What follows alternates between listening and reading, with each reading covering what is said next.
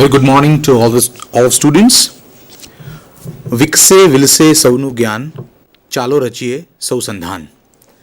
આજના literature and ક્રિટિસિઝમના ટોપિકમાં એક બહુ ઇન્ટરેસ્ટિંગ ટોપિક સાથે આપણે એક ગેસ્ટને ઇન્વાઇટ કર્યા છે, જેમનું નામ છે પ્રોફેસર ડૉક્ટર નિગમ દવે, જે પંડિત દીનદયાલ યુનિવર્સિટીમાં છેલ્લા 3 વર્ષથી લિટરેચર અને ELT ભણાવે છે. એમનો total teaching experience is more than 18 years, and we will definitely see those things getting reflected in today's lecture also. The topic today is very interesting. The topic is translating literature through SMS symbols and emoticons. Such a nice topic this is today that I assure you, though this topic is very new to us, Dr. Dave is going to explain this topic with so much of audio-visual material he is carrying with him, that we will definitely understand the topic from little close quarter. So, better I switch off myself and I would request Professor Dave to proceed. Good morning, friends. Today I would be talking about a new initiative in different techniques of translating literature. There has been a lot of discussion about translation, transcreation, translation in multilingual manner, translation in bilingual manner. But today, considering that all of you are very young and you extensively use mobile phone and you extensively use texting, I would be talking about the initiative that has been taken world over in translating English literature through SMS symbols and emoticons. I know when I'm presenting this, there would be a lot of people whose eyebrows would not be the same, because some elite class of people believe that there is no room for experimentation in languages in the class. But I definitely believe that in the days to come, with our very heavy insistence and dependence on computers and mobile, the days are not very far when actually in the classroom also the SMS revolution is going to take place. To explain to you the flow of my presentation, I would start up with a small video clip from TED.com, and at the end of that movie documentary, I would be talking about my presentation. I would start with the basic questions like, why do we use SMS language? What are the symbols that we use in SMS language? What is emoticon? How that is reflected in books of literature? What are the books that have been experimented in translating through emoticons? And ultimately where it would lead us all. So I would start up with a small documentary.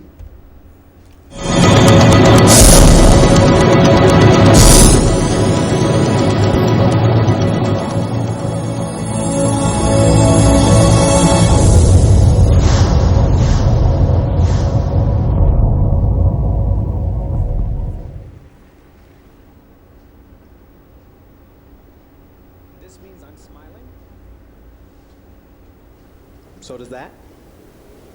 This means mouse. Cat. Here we have a story. The start of the story where this means guy, and that is a ponytail on a passerby. Here's where it happens.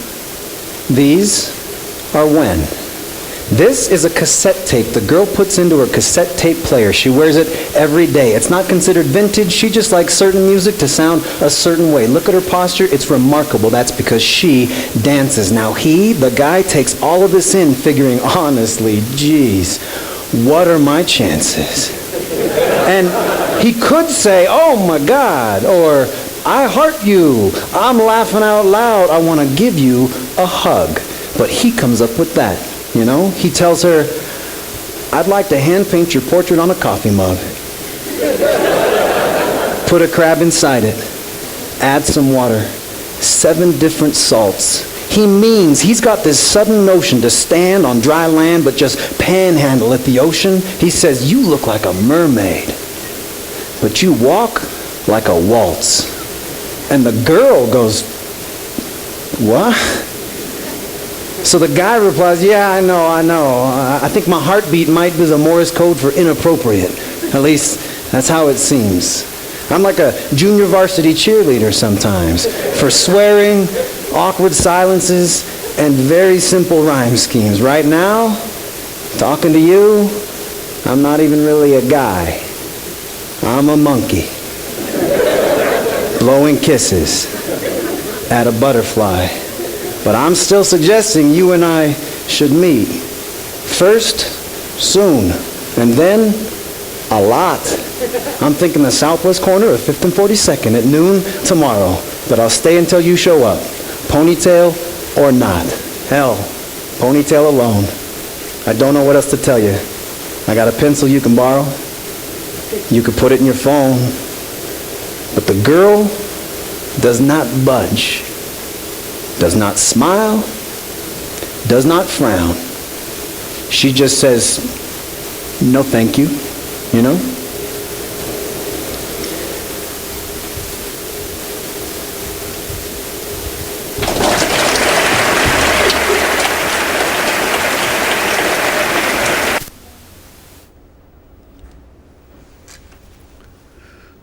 So, dear students, as you saw, when you are coming up with a creative interpretation, you don't always realize that only words would interpret.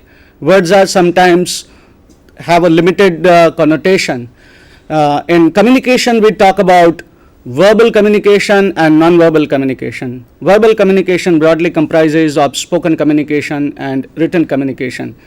But when you bring in all the different aspects of communication, that's the time when you really get something that is very innovative and something that gives you room to think, something that encourages your imagination, something where you can also take part as a creative writer does. So that's the topic of my presentation today. I would be talking about the title of my presentation comes from Stanley Fish's text that you might have studied in your criticism class. Is there a text in this class? And as you can see, I have used extensively the SMS lingo in my presentation, and how that is reflected in the literature, that is what I'm going to discuss with you.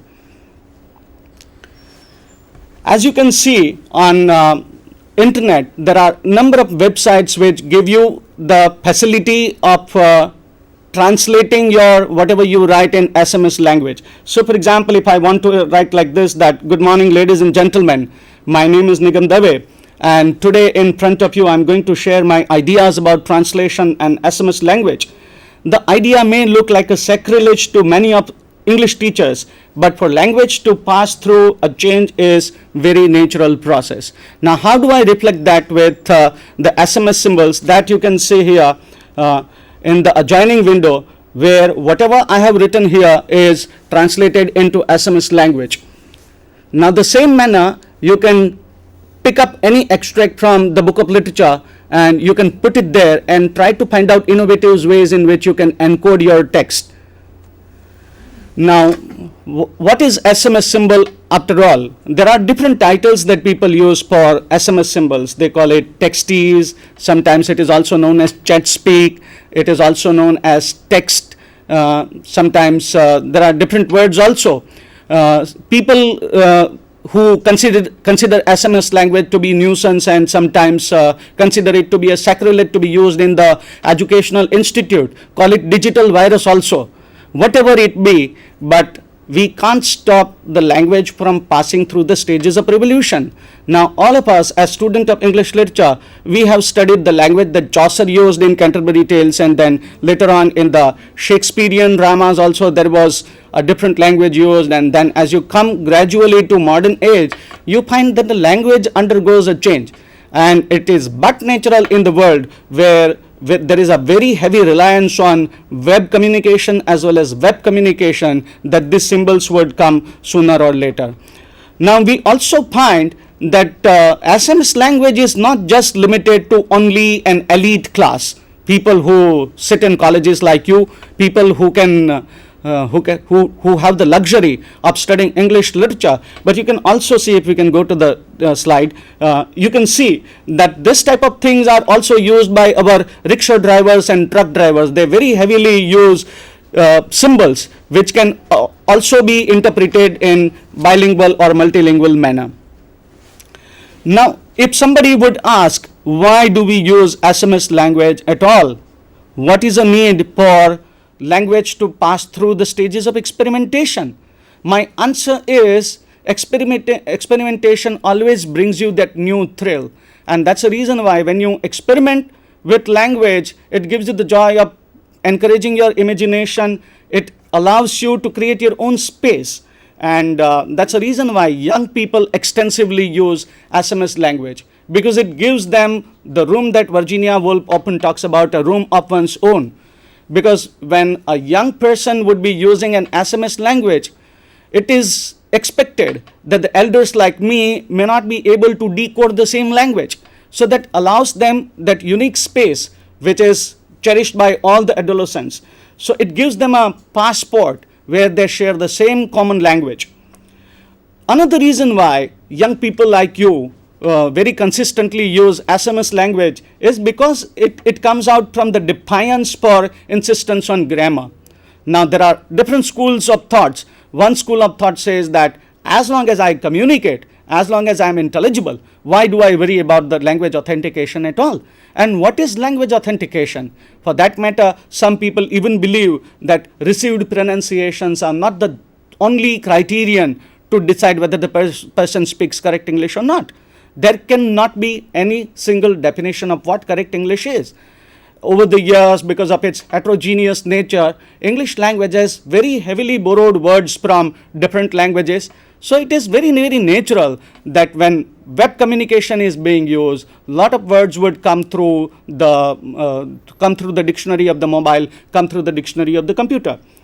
Another reason is, Alexander Pope in 18th century said, and you would be knowing that, brevity is the soul of wit.